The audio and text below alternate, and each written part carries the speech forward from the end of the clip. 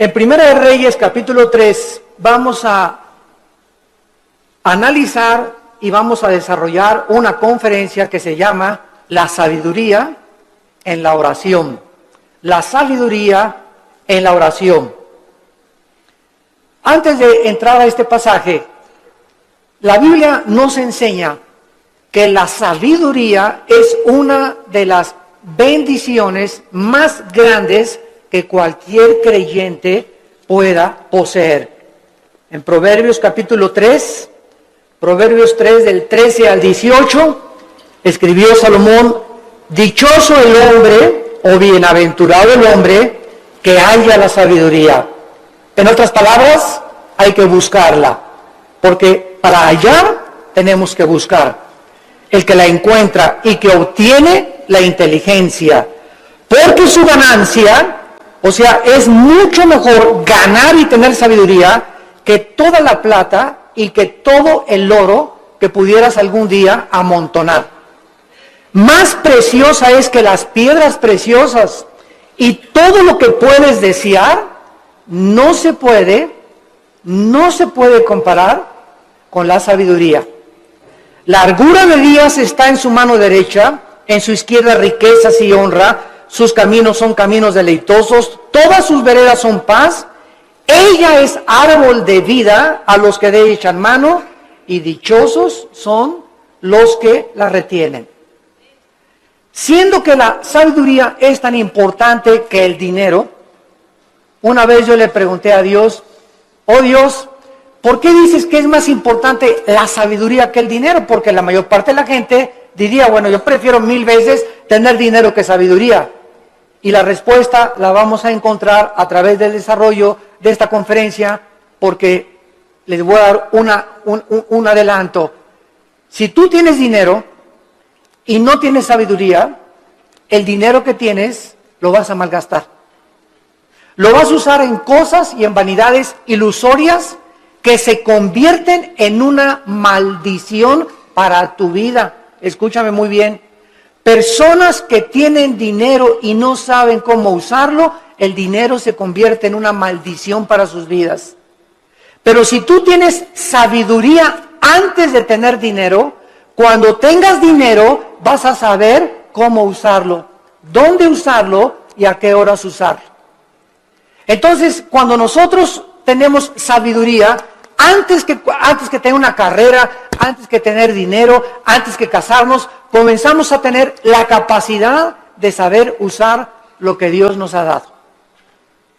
La sabiduría tiene una definición que es la siguiente, a los que la quieran apuntar. La sabiduría se puede definir como la capacidad o la habilidad para poder entender y discernir qué hacer, cómo hacerlo y cuándo hacerlo. Es la capacidad para poder entender y discernir qué hacer, cómo hacerlo y cuándo hacerlo. También podríamos decir que la sabiduría es la capacidad para saber aplicar el conocimiento. El conocimiento nos lo da la Biblia. Y muchos que me escuchan ya saben que dice la Biblia en Efesios 5, maridos, amen a vuestras mujeres. Eso dice la Biblia, ¿verdad? Y todos los varones dicen, amén, amén, amén. Sin embargo, si yo tengo ese conocimiento nada más intelectual, y en mi casa yo no soy una persona caballerosa con mi esposa, una persona que la respeta, una persona que tiene consideraciones con ella, una persona a la cual yo tengo que tratar como un vaso más frágil, si yo no pongo en práctica lo que yo conozco, no puedo tener sabiduría. La sabiduría entra a mi vida cuando practico lo que yo sé. Porque hay muchos de ustedes que conocen mucho de la Biblia tal vez, o mucha de teología, o que nos están escuchando por televisión, sin embargo, no viven lo que conocen. Dicen una cosa y hacen otra cosa. Y ahí es cuando la personalidad se comienza a desintegrar. Cuando nosotros decimos una cosa y hacemos otra cosa, nuestra mente se comienza a dividir. En la psicología se le llama esquizofrenia, que significa mente dividida. Antes de que se definiera la esquizofrenia, en Santiago capítulo 1, la Biblia decía, hace 2000 años, el hombre de doble alma. Se tradujo el hombre de doble ánimo. La palabra griega es nepesh, que es alma, es inconstante en todos sus caminos.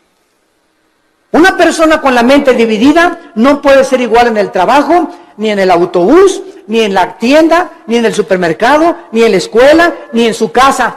Uno tiene una personalidad con sus amigos, tiene otra personalidad en la iglesia, aquí ya a la iglesia con cara de San Anselmo, o de Santa Rita de Casia. Tiene otra personalidad allá en su trabajo. Son personas que tienen 2 o 3 personalidades porque están desintegrados. Ante sus amigos son aquí, no, allá por aquí. En la iglesia aquí santo, santo, santo. En su familia son otra cosa. No son de una sola pieza, como decimos en México. Y Dios quiere que tú seas de una sola pieza. Que seas como eres aquí, allá, en la escuela, con tus amigos, a donde quiera que vayas. Y no lo eres porque no eres sabio, porque no tienes sabiduría. ¿Y por qué no tienes sabiduría? Porque no practicas lo que conoces. Ahora, ¿quién nos da esta sabiduría? La Biblia a través del Espíritu Santo. Porque la sabiduría no es amontonar conocimiento, como dicen en este mundo, esa persona es muy sabia, ganó el premio Nobel de Medicina, ganó el premio Nobel de Literatura, y se les consideran, o el científico Stephen Hawking en Inglaterra, que es el científico más grande ateo del mundo, lo considera una persona sabia. ¿A qué le llaman sabia a la gente? A los que tienen mucho conocimiento en determinado área académica. Pero la sabiduría de Dios es la capacidad para vivir, para ser papá, para educar a los hijos, para saber cómo educar a mi esposa, para tratar con el problema de mi hijo, para tratar con el problema de mi hija, para resolver los problemas en mi trabajo. Esta capacidad para resolver problemas en la Biblia se llama sabiduría. Porque hay mucha gente muy inteligente, con mucho conocimiento, sin que sepa cómo vivir. La persona que posee la sabiduría sabe distinguir entre el bien y entre el mal.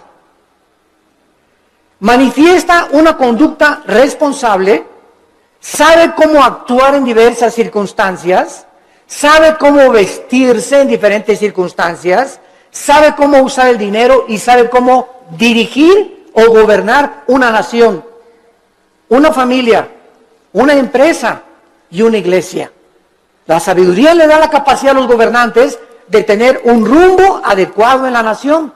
¿Qué es lo que vemos ahorita en el mundo? Un mundo de naciones, más de 200 naciones, con gobernantes, la mayoría sin sabiduría. La mayor parte de ellos ya, ¿verdad?, con problemas mentales muy fuertes, posicionados solamente en gobernar, en controlar el pueblo, en controlar a las masas, sin poder ellos beneficiar al pueblo, porque nunca descubrieron que el gobierno es para bendecir a los demás y no a su propio imperio.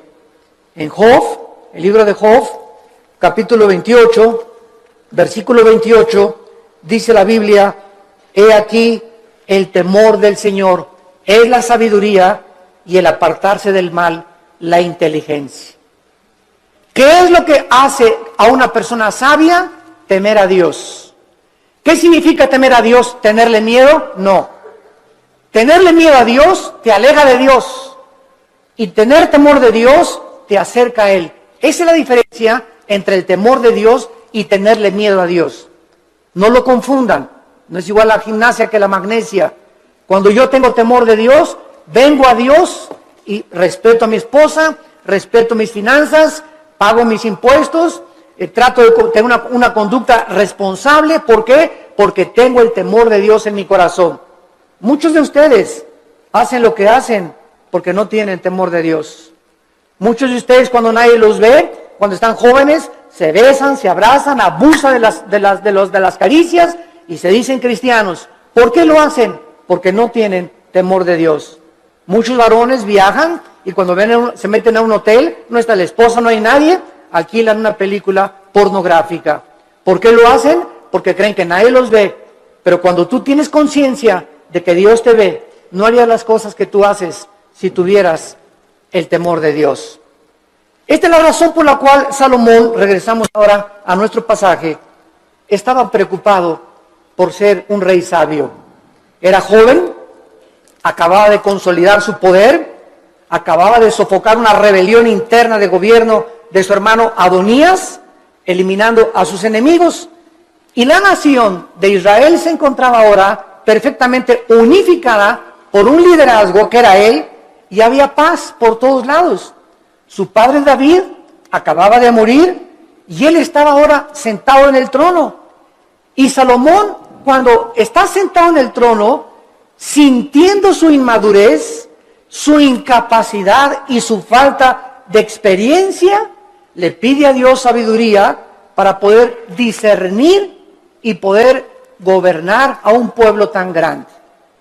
¿Qué es lo que nosotros debemos hacer también cuando muchos de ustedes, jóvenes que me escuchan, se casan a los 23 años? Te casas, chamaca, a los 18 años, tal vez porque te embarazaste antes, o te casas a los 20 años de edad. Dices, ¿verdad? Dios mío, tengo 23 años y estoy casado. Y ahora tengo que trabajar y voy a tener que tener sabiduría para educar a mi esposa, para saber qué empleo poder tener, para saber cómo educar a mis hijos. Dios mío, reconozco mi incapacidad. Señor, reconozco mi inmadurez. Oh, Dios mío, ayúdame. Y cuando nosotros tenemos esa actitud de reconocer, Padre, ahora mi negocio creció, las iglesias crecieron, ahora tengo más hijos. Señor, no sé cómo manejar esto. Para eso está Dios, para darnos la sabiduría, la capacidad de saber qué hacer. Y no hablarle a Walter Mercado, ni a la doctora Corazón, ni al psiquiatra, ni al psicólogo, sino consultar en su palabra. Aquí en la Biblia se encuentran los consejos de la sabiduría y de la inteligencia.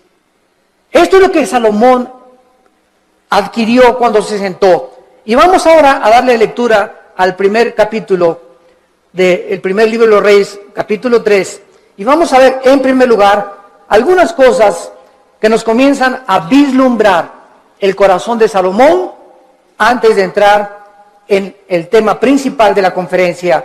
Veamos en primer lugar en el versículo 1 el compromiso político y diplomático que Salomón comenzó a ejercer. Salomón hizo parentesco con Faraón, rey de Egipto, pues tomó la hija de Faraón y la trajo a la ciudad de David. Entre tanto que acababa de edificar su casa y la casa de Jehová y los muros de Jerusalén alrededor. Salomón, entrando a su reinado, inmediatamente supo que necesitaba a Egipto, que necesitaba a Siria, que necesitaba a Jordania, que las naciones de alrededor eran importantes para poder tener una buena relación política y diplomática. No quería la guerra. Entonces Salomón, en aquel tiempo, los países hacían alianzas dando a la hija del rey al hijo del otro rey o al rey mismo. Entonces los matrimonios en tiempos de Salomón eran por compromiso político. No necesariamente Salomón se enamoró de la hija de Faraón, tal vez ni la conoció, sino simplemente al ser la hija de Faraón de Egipto y casarse con Salomón, rey de Israel, Egipto e Israel hacían una unidad, hacían un compromiso a través del matrimonio. Es lo que significa la palabra hebrea parentesco en el versículo 1.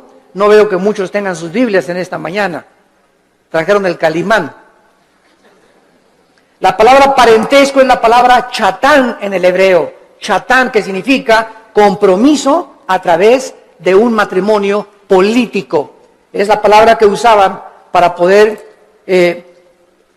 llevar a cabo los matrimonios políticos. Muy bien. Sin embargo, cuando Salomón adquiere el compromiso por política y diplomacia con la hija del faraón, Salomón estaba violando una ley que dice en el libro de Deuteronomio, capítulo 17, versículo 14, Deuteronomio 17, 14, que Dios había dado en el monte Sinaí a Moisés para los gobernantes.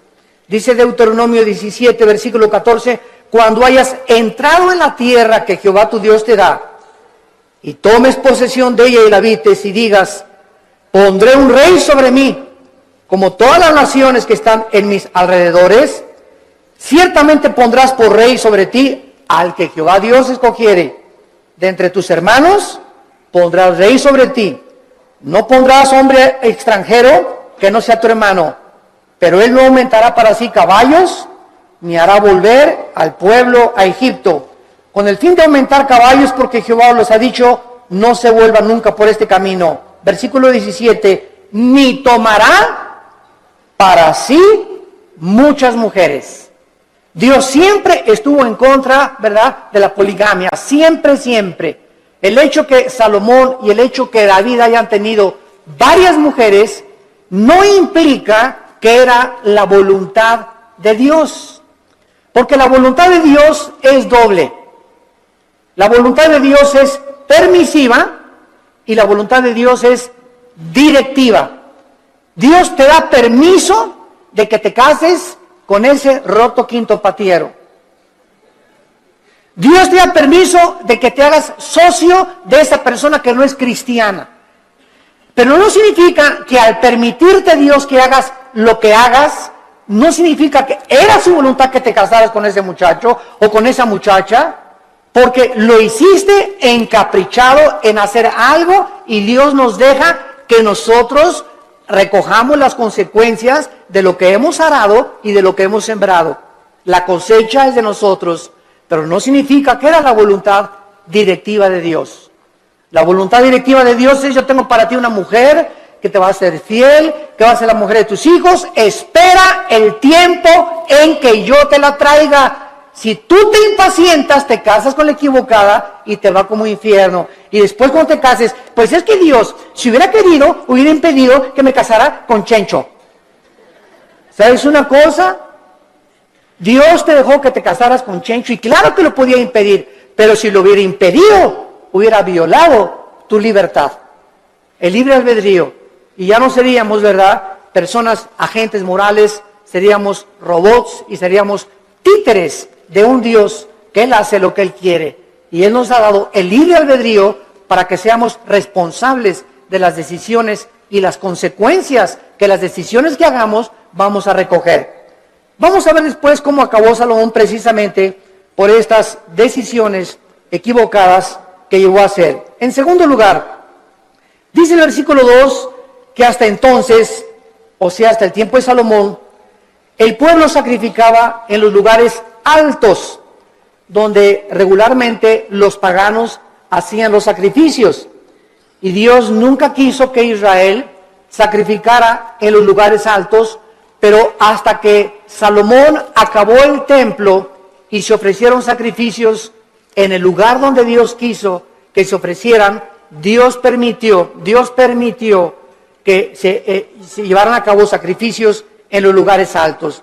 Dice el versículo 2, porque no había casa edificada al nombre de Jehová hasta aquellos tiempos. Salomón tenía una capacidad, en segundo lugar, como constructor. Si ustedes ven todo el primer libro de Reyes, es increíble la arquitectura, la hermosura de la decoración del templo de Salomón, de los cuadros que mandó traer. Tenía 12, su trono tenía leones de oro en las escaleras. Su trono donde Salomón se sentaba era de oro puro. Nunca ha habido, nunca en la historia, ni Bill Gates, ni el señor Slim, ni los Kennedy, ni los Rothschild, ni ningún millonario ha tenido el dinero que ha tenido y las riquezas del rey Salomón. Pero al mismo tiempo que Salomón ha tenido las riquezas inimaginables que cualquier persona haya podido alcanzar, ni los árabes tampoco, ni los sheiks en Arabia, Salomón al mismo tiempo, vamos a ver, era el hombre más sabio de toda la historia que ha existido. El hombre más sabio, imagínense, tenía millones de billones de riquezas y al mismo tiempo tenía la sabiduría que al final de su vida la hizo a un lado y pues ya es otro cantar, ¿verdad? Él se aparta de Dios, apostata, y después regresa a Dios y escribe el libro de Eclesiastés, que es el compendio de sabiduría después de Proverbios más grande de toda la Biblia, el libro de Eclesiastés. Muy bien, ahora sí, vayamos a comenzar a analizar esta oración que Salomón, consciente de su inmadurez, comienza a hacerle a Dios. Dice el versículo 5, y se le apareció Jehová a Salomón en Gabaón. Se le apareció Jehová a Salomón en Gabaón. ¿A cuántos de ustedes se les ha aparecido Dios? Todos podemos decir, ¿verdad? A ninguno. Pero esto es una verdad parcial, porque cada vez que hables la Biblia, se te aparece Dios. Ya no tenemos manifestaciones visibles de Dios, ni audibles como en los tiempos antes en el Antiguo Testamento.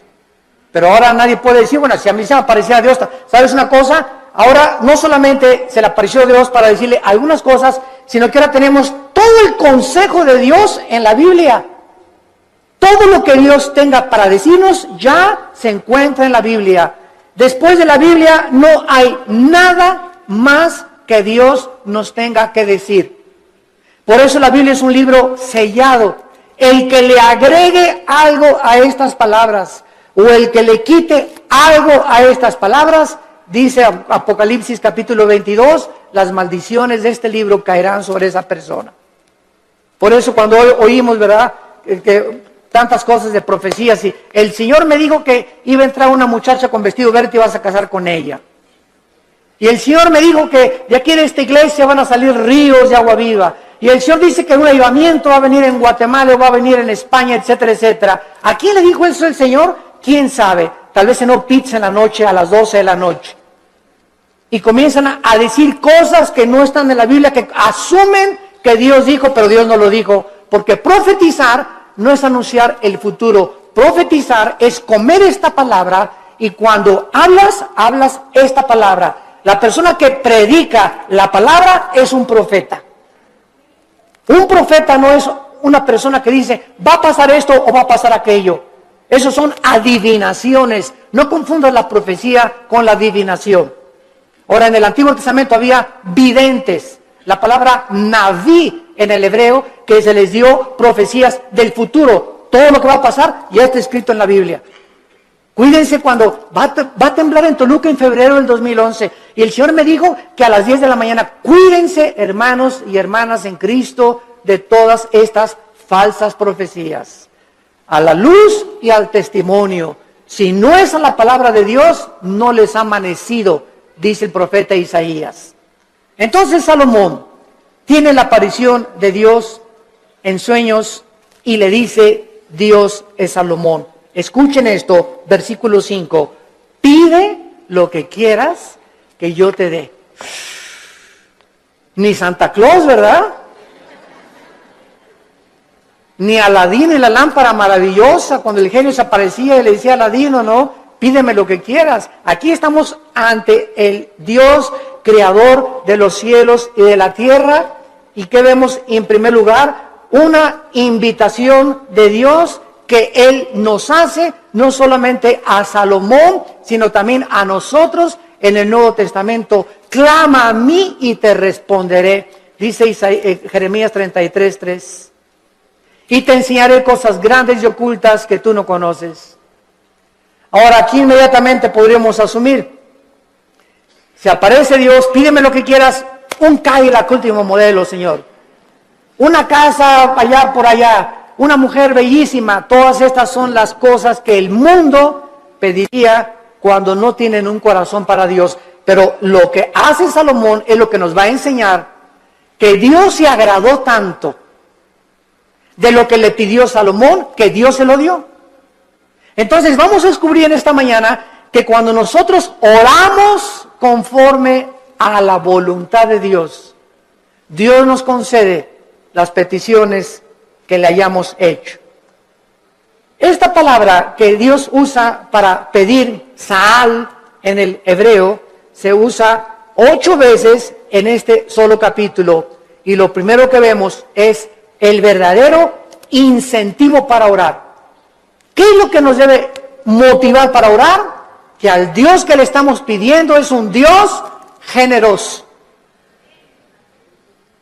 Toda buena dádiva y todo don procede del Padre de las luces, Santiago capítulo 1, en el cual no hay sombra ni variación alguna.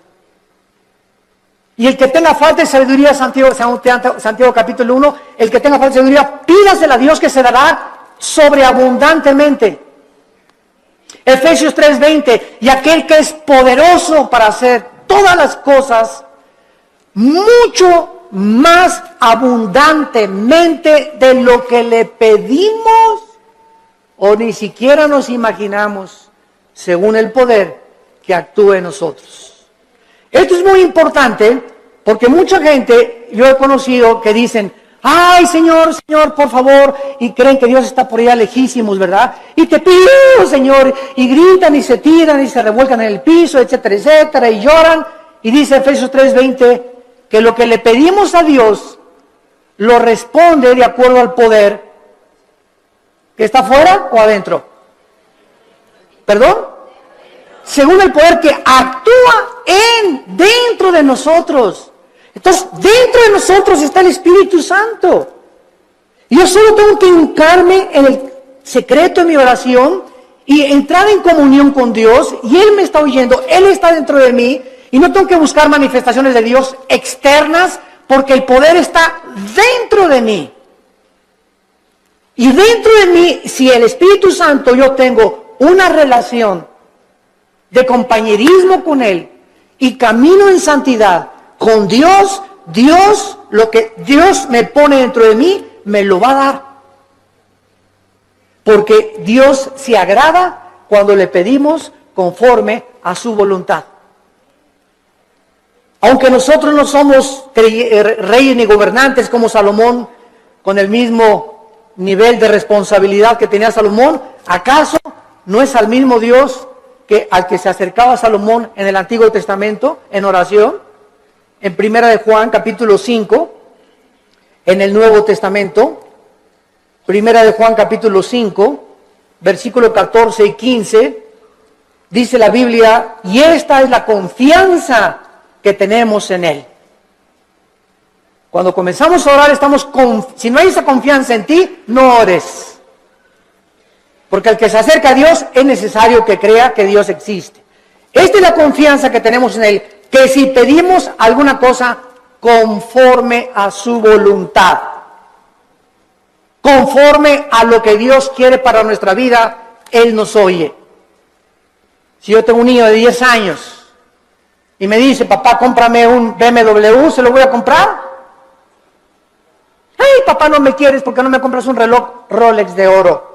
Chamaco de 15 años, perruris. ¿Por qué no se lo doy? Porque no es que yo no ame a mi hijo, claro que lo amo a mi hijo. Pero no se lo doy porque no puede él todavía llevar tantas alhajas en su cuerpo, ni tener un coche último modelo a los 15 años, porque le hago un mal más que un bien. Ahora, si él comienza a conocer, si mi hijo tuviera la sabiduría a los 10 o 15 años de conocer que él no tiene la madurez para poder usar las cosas que él quisiera, no me pediría eso. Entonces me diría, papá, dame un reloj conforme a lo que tú crees que debo de usar. Dame un coche, conforme el coche que tú quieras, dámelo. Ya no le pediría un Cadillac, sino, Señor, lo que tú me quieras dar. Entonces, es importante que nosotros sepamos cuál es la voluntad de Dios para nuestras vidas. ¿Y cómo la puedes saber? Leyendo la Biblia. ¿La lees diario? ¿La memorizas diario?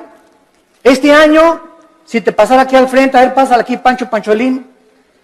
¿Cuántos versículos ahorita, dinos de memoria a toda la iglesia, o cuántos capítulos de la Biblia memorizaste en el año 2010? ¿Te sabes el Salmo 23 de Perdis?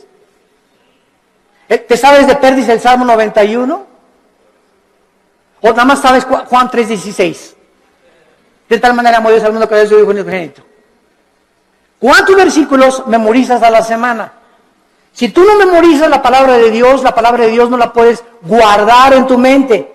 Si no la guardas, no la puedes meditar. No puedes pensar en ella, murmurarla, reflexionar en ella, ponderar en ella, porque necesitamos memorizarla, masticarla, asimilarla y guardarla en nuestro corazón. Y ahí se queda, y largura de días y años de vida y paz te aumentarán, y la sabiduría comenzará a manifestarse en tu vida. Hermanos, el cristianismo no es venir aquí solamente el domingo, de 9:30 a 11 de la mañana, o de 12 a 3 o al servicio a la iglesia que tú vayas. El cristianismo es creer lo que Dios dice. Josué de día y de noche medita en este libro de la ley, le dijo Dios en Josué 1:8 y 9, para que prosperes. Ay, hermano, no salgo de perico perro. Y en el 2010 no me alcanzó ni para la colegiatura, no tengo ni para el aguinaldo, no tengo esto, no tengo aquello. Y Dios te pregunta, ¿y por qué si tienes un padre millonario? Es como el que estaba sentado ahí en la banqueta sin zapatos y con un taquito y nada más así. Y llega una persona, ¿y quién eres tú? Soy hijo del rey de Inglaterra. ¿Y por qué estás ahí sentado en la banqueta? Y traía el muchacho una chequera aquí. Pues porque no creo que mi papá me vaya a lo que me tenga. Mira, la chequera la tienes en blanco y tu papá te dio la chequera en blanco para que pongas la cantidad de los cheques que tú quieras. No tienes por qué estar como un limosnero pidiendo en la calle.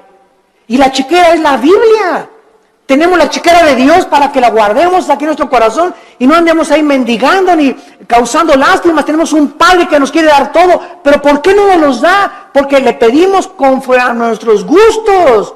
Le pedimos cuando lo necesitamos, cuando tenemos una tragedia, cuando viene un problema moral, cuando nos enfermamos, cuando estamos en el hospital. Señor, ayúdame. Señor, te pido, mi hija se fue de mi casa. Ayúdame con este negocio. Y ya no tengo dinero y no me alcanza. Pero los días anteriores, los meses anteriores, ¿has tenido compañerismo con Él? ¿Lo has amado con todo tu corazón? ¿Eres santo? ¿Amas a tu esposa? ¿Bendices a tus hijos? ¿Les enseñas la palabra de Dios a tus hijos? ¿Eres honesto en tus negocios? Entonces Dios no puede darte, porque el que es infiel en lo poco, en lo mucho lo es. Si Dios te bendijera y te diera y te ayudara, te echaría a perder, porque no tienes la sabiduría para vivir y tener lo que Dios te quisiera dar. Reflexionen y mediten en esto profundamente, santos de Dios. A continuación, dice el versículo del 6 al 8, no solamente que tenemos el incentivo para orar, la generosidad de Dios. Ahora veamos el fundamento de la oración, la seguridad de que Dios nos va a oír. Dice el versículo 6 y 7, Primera de Reyes capítulo 3, si Salomón dijo, dame un Cadillac, hazme un millonario, dame $1,000,000 y le doy $500,000 de ofrenda a la iglesia. Es la oración de casi todos los cristianos. Bendíceme, Señor, si me das 5 millones de pesos, te prometo que le doy 3 millones de pesos a la iglesia. ¿Sabes una cosa? Te dice, ¿cuánto tienes ahorita en el bolsillo? Pues ahí tengo como unos 5,000 pesos. Primero sé fiel con los 5,000 pesos antes que me pidas 5 millones de pesos. Y si no has sido fiel con lo poquito que te he dado, tampoco lo vas a hacer cuando yo te lo dé. A mí no me ves la cara, dice el Señor. Dios no puede ser burlado. Entonces tenemos que entender eso, ¿verdad? Vean ustedes ahora cuando Dios le dice a Salomón, pídeme lo que quieras. ¿Por qué Dios le concedió a Salomón lo que le concedió? Salomón le contestó, en primer lugar, tú hiciste gran misericordia a tu siervo David, mi padre. En primer lugar, recuerda, antes que nada, antes de pedirle, recuerda lo que él había hecho con su padre anteriormente. Dice a continuación, porque él anduvo delante de ti en verdad, en justicia y con rectitud de corazón para contigo. En segundo lugar, recuerda que su padre recibió de Dios lo que recibió porque David anduvo en integridad. ¿Qué es integridad?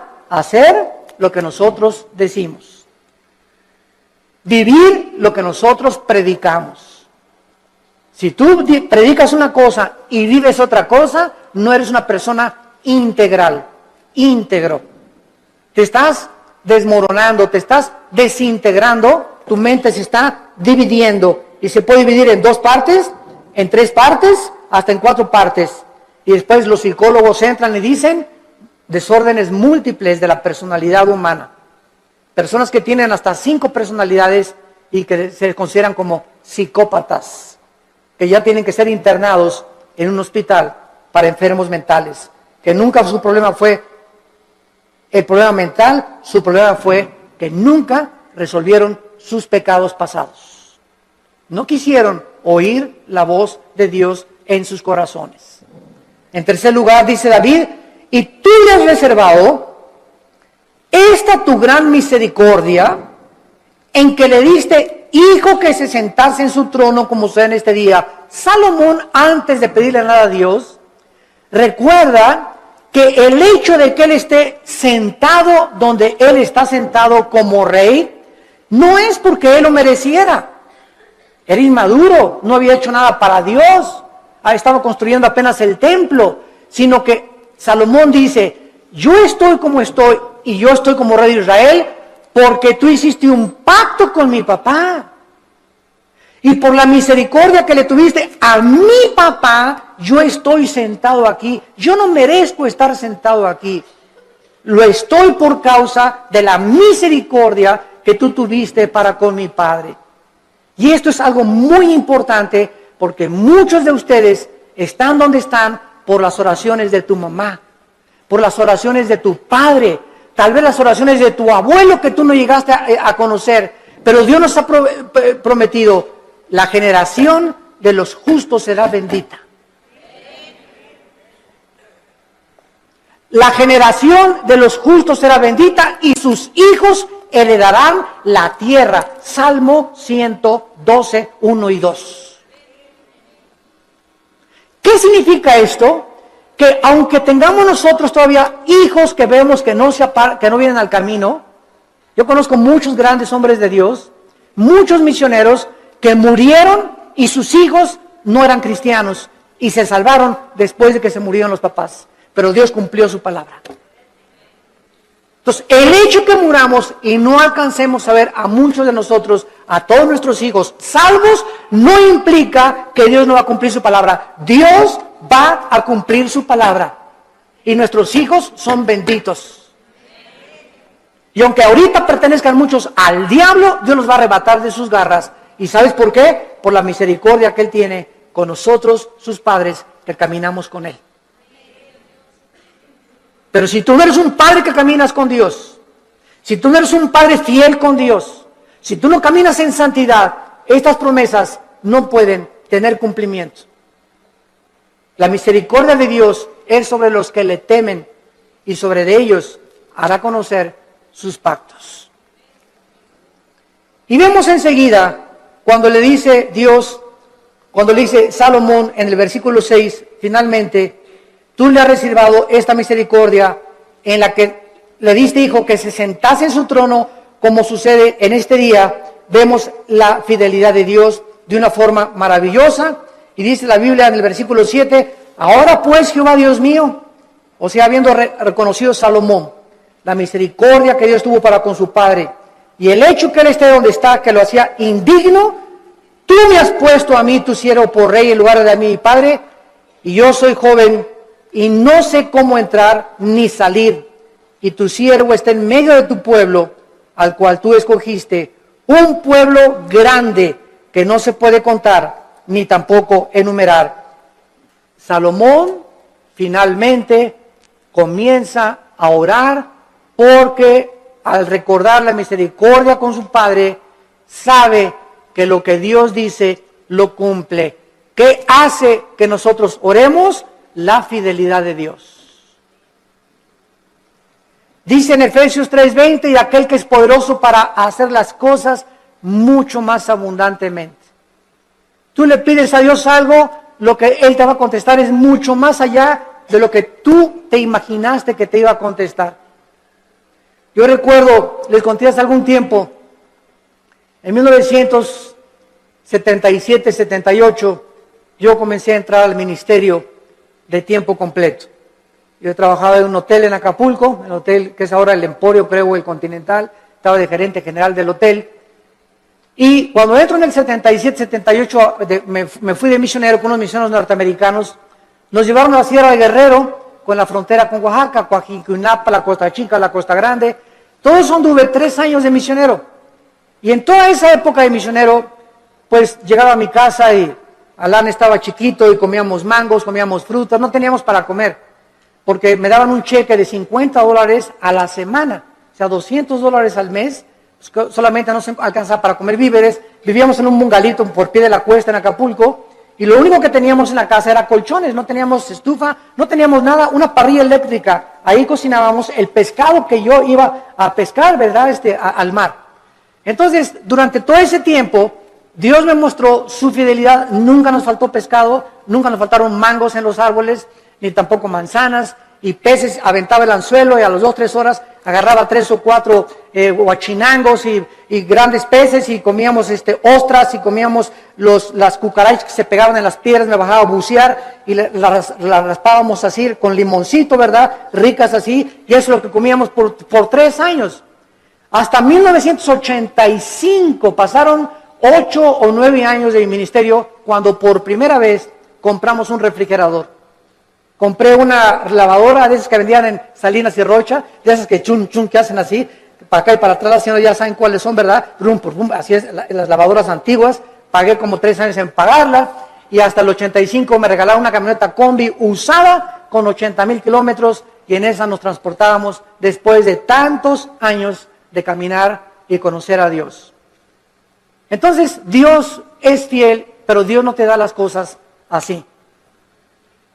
Y ahora todo el mundo, quieren casarse, ya quiero un plasma, y quiero tapetes persas, y cortinas que vengan de España, y cuadros así, y quiero un coche último modelo, y ya todo el mundo ahorita es una ambición, pastores que ya quieren una iglesia grande, ya quieren 500 personas, etcétera, etcétera, cuando no saben que irá andando y llorando el que lleva la preciosa semilla, y regresará con gozo trayendo las gavillas. Hay que arar y arar y arar la tierra y caminar y arar.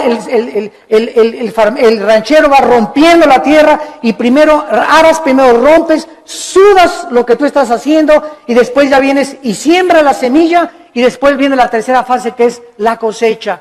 Tenemos que arar, tenemos que sembrar y tenemos que cosechar. Pero si tú no trabajas, si tú no aras y no siembras, ¿por qué esperas recoger? Entonces tú no vas a recoger nunca en la vida lo que nunca has sembrado, en lo que nunca has trabajado. ¿Quiénes son los que poblan las cárceles? Almoloya, el reclusorio, personas que creyeron que sin trabajar, sino quitándole el dinero o vendiendo algo rápido, droga, podían obtener ganancias inmediatas, y tarde o temprano acaban en esas cárceles. Porque la Biblia dice, ganarás el pan con el sudor de tu frente. Y todo lo que es fácil y lo que es barato no tiene la bendición de Dios. Dinero mal habido será maldecido. Es una ley inexorable espiritual. Salomón, pues, comienza a decirle a Dios: yo soy joven, no sé cómo levantarme, no sé cómo gobernar, no tengo la madurez, y quiero, por favor, Señor, versículo 7, que me des a mí, versículo 8, la capacidad para poder gobernar. Cuando Dios le dijo a Salomón: pídeme lo que quieras, Dios estaba probando el corazón de Salomón. Y cuando venimos en oración y le pedimos a Dios, de la abundancia de las palabras, de la abundancia del corazón, habla la boca. Lo que tú le pides a Dios denota y manifiesta lo que realmente quieres en tu corazón. Y vamos a ver el gran secreto de por qué Dios le contestó esta oración. En el versículo 7 y 8, Salomón reconoce que él no tiene la capacidad de gobernar un pueblo tan grande, ni numerarlo por tanta y grande multitud.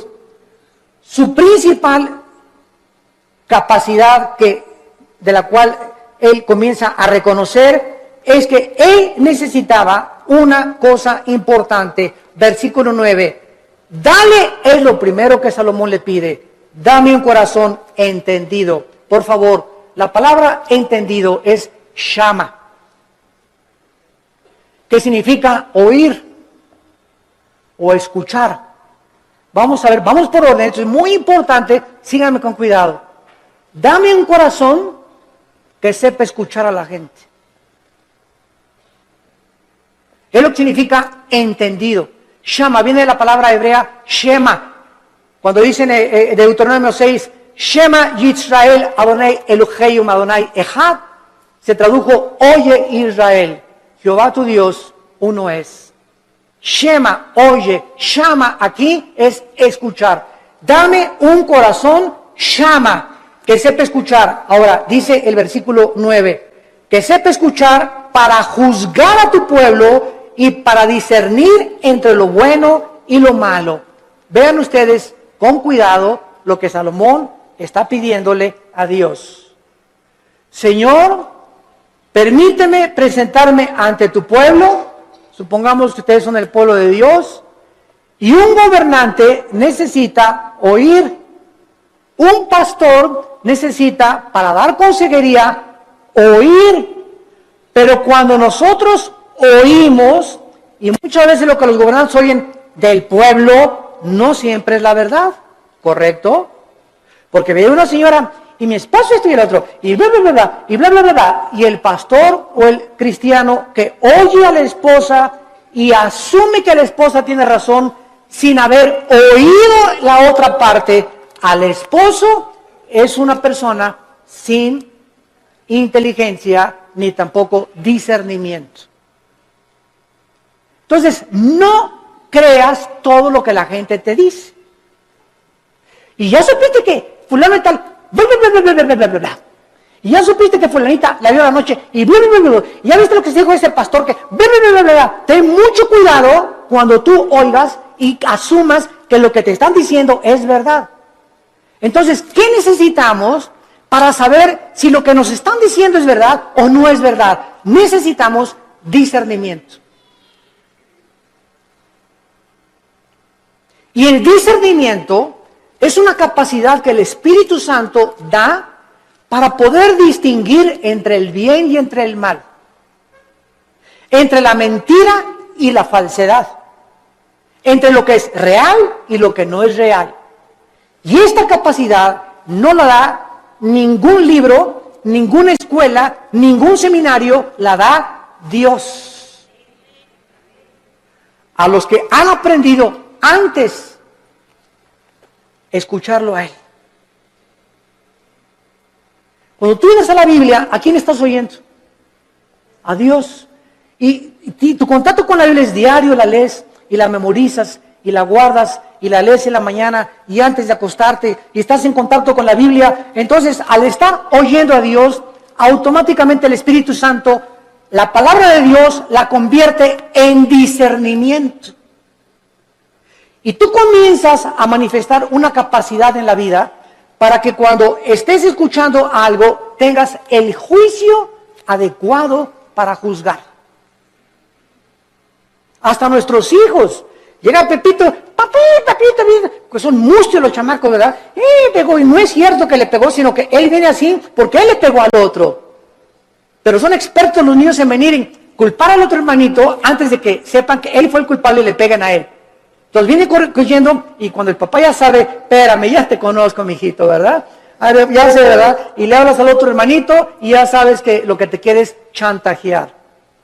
Entonces comenzamos, no nos inclinamos porque a Pepito lo quiero mucho, mis sentimientos los crucifico. Quiero hacer justicia con mis hijos y que mis hijos sepan que soy parejo con todos.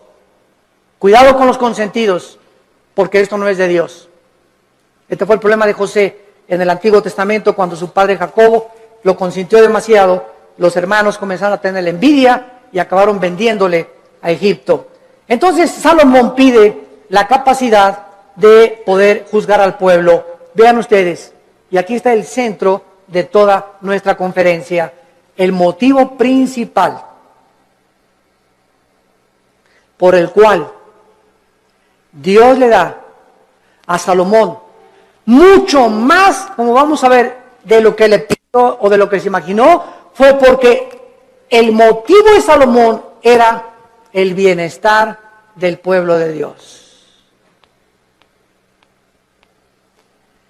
Mientras Dios vea que nosotros amamos a su pueblo, mientras Dios vea que tú amas a la gente, que tú amas a tus hermanos en Cristo, porque si no amas a tus hermanos en Cristo, ¿qué vas a acabar amando al vecino? Si entre nosotros no nos amamos, ¿cómo esperamos entonces atrevernos a pedirle algo a Dios?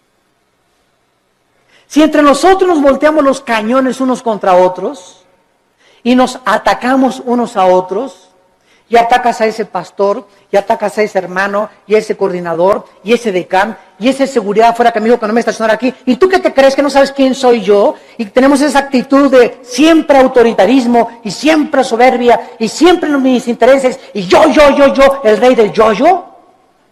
¿Cómo puedes entonces esperar tener sabiduría, inteligencia y discernimiento espiritual? Nunca lo tendrás.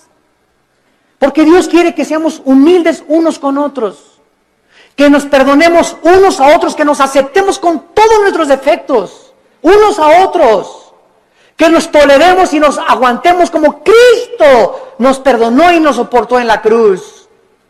Y si Dios me aguantó con todo el costal de barbaridades y de cochinadas y de pecados que yo traía y fueron puestos en la cruz, ahora me dice Dios, ve y tú haz lo mismo con los demás. Ama a mi pueblo, dice el Señor, porque por el amor que os tuviereis, el mundo sabrá que sois mis discípulos. Pero si estamos entre nosotros con celos y envidias y críticas y calumnias y maldiciones y este y el otro y por aquí y por allá, es un pueblo carnal. Son los que se van a quedar en el desierto, nunca van a entrar a Canaán, nunca tendrán la bendición, nunca tendrán respuesta a sus oraciones, porque nunca quisieron morir a sí mismos. Nunca tendrán sabiduría. Navegarán siempre por diferentes aguas, como veletas en la vida, llevados por todos vientos de doctrina. Nunca tendrán el timón en sus manos, su vida, su barco, nunca tendrá curso, siempre irá donde va el viento. Como veletas, como veleros, sin un motor, sin sabiduría, sin convicciones, porque nunca amaron al pueblo de Dios. Amados, amémonos unos a otros. En 1 Corintios, en el Nuevo Testamento, para terminar, capítulo 12,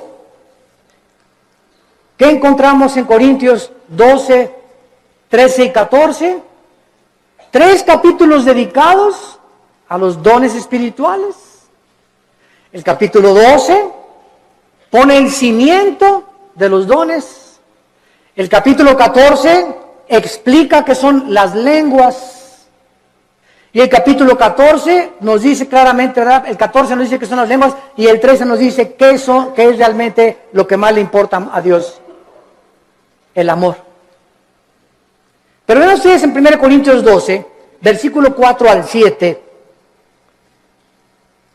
la congruencia y la consistencia de la verdad de la Biblia. 1 Corintios 12, 4. Ahora bien, hay diversidad de dones, pero el Espíritu es el mismo. Hay diversidad de ministerios, el Señor es el mismo.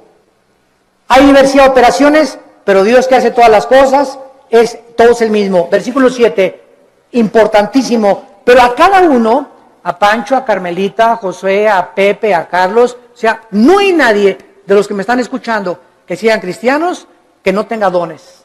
Todos tenemos dones y miren lo que dice, pero a cada uno le es dada la manifestación del Espíritu para provecho. La palabra provecho es la palabra sumiero en el griego, que significa para el beneficio de los demás. Mis dones no son para mí, son para los demás, para edificarlos a ustedes. Por eso en Corintios 14 Pablo dice, en la iglesia, por favor, no hablen en lenguas. Porque en la iglesia, si se ponen todos a hablar en lenguas, y trae fulano de tal a su mamacita, y el otro trajo al diputado, y el otro trajo un licenciado, y el otro trajo un doctor, y trajo a sus amigos, y entra a una iglesia donde parece un manicomio. Mamá chila calajao, mamá chila calachila, ¿y dónde estoy en el manicure? Van a decir. ¿Qué es esto? Dice 1 Corintios 14, van a decir que están locos. Entonces, en la asamblea, cuando estén todos juntos, si quieren hablar en lenguas, que sea por turno y con intérprete. Y si no hay intérprete, cállate. Y no estés ahí en la iglesia, saca la bazuca con las lenguas de la milicia, ¿verdad? Y la persona que está junto a ti, ¿qué le pasa, verdad? Que dele su chocho. ¿Por qué no hablamos las lenguas? Porque no son para nosotros, son para edificar. Y cuando hablamos todos no estamos edificando a nadie. Tal vez creemos que nosotros mismos, pero no se trata a nosotros, se trata a los demás. Los corintios eran tan carnales, como todavía hay muchas iglesias actualmente que no han entendido el uso de los dones espirituales. Nunca son para nuestra edificación, es para la edificación de los demás. Les es dado el Espíritu para provecho. Dice 1 Corintios capítulo 14. El que profetiza, versículo 3, habla a los hombres para edificación. Versículo 4, el que habla en lengua extraña, así no se edifica, pero el que profetiza edifica a la iglesia.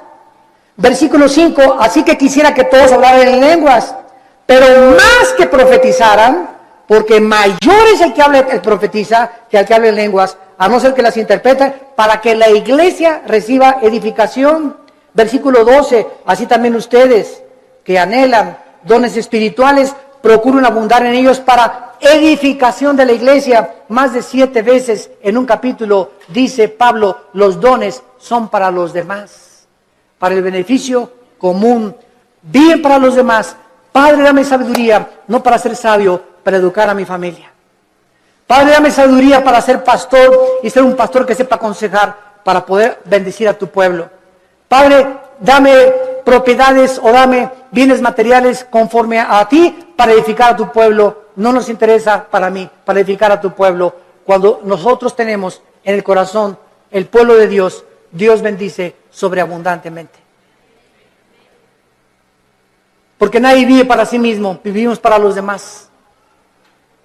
Y el secreto de la felicidad, como les decía ayer en el desayuno, es vivir para los demás. Ahí se encuentra el secreto de la felicidad. Tu casa es úsala para la gloria de Dios.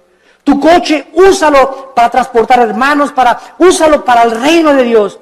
Tu dinero, úsalo para el reino de Dios. Dios no está en contra que tengas ahorros, ni que tengas dinero, pero no ahorres más de lo debido. No seas más avaro, no tengas más propiedades de las debidas, porque te conviertes en persona avariciosa. Estás guardando ya de más y mañana te vas a petatear. Mañana cuelgas los tenis, como dicen los jóvenes. Mañana partimos tal vez a casa y lo que has hecho, ¿para quién se le quedó? Cuando se pudo usar para la gloria de Dios.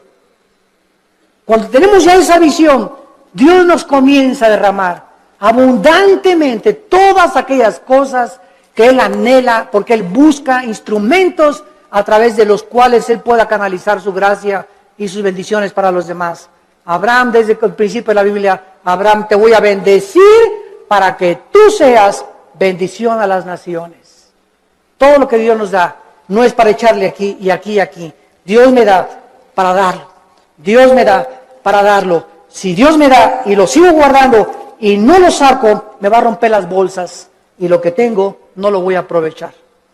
Y entonces el diablo viene, como dice Malaquías 3, el devorador, y se lleva aquello que le pertenecía a Dios. Nos comienza a robar lo que le pertenecía a Dios, porque no hemos entendido que la sabiduría es para bendecir al pueblo de Dios. Gracias por tu palabra, Señor, en esta mañana. Te damos gracias, Señor, porque eres inmensamente generoso y bueno para con todo tu pueblo. De tal manera nos has amado que diste a tu Hijo. Y si a tu Hijo lo sacrificaste, ¿cómo no nos darás todas las cosas si nosotros te las pedimos?